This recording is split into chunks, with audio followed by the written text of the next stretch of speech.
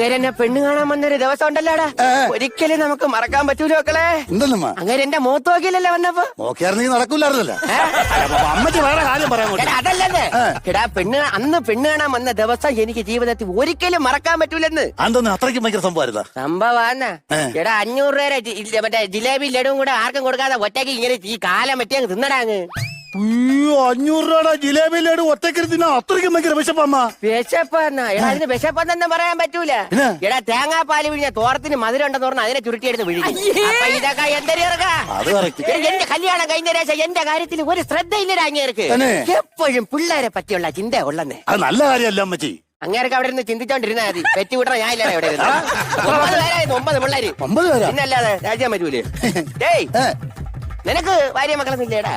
എനിക്ക് ഭാര്യയൊക്കെ ഉണ്ടമ്മച്ചി. പക്ഷെ അമ്മച്ചി ഇപ്പോഴും ആ ഒരു ഐശ്വര്യം ഉണ്ടല്ലോ, ഭയങ്കര രസമാണ്. മക്കളെ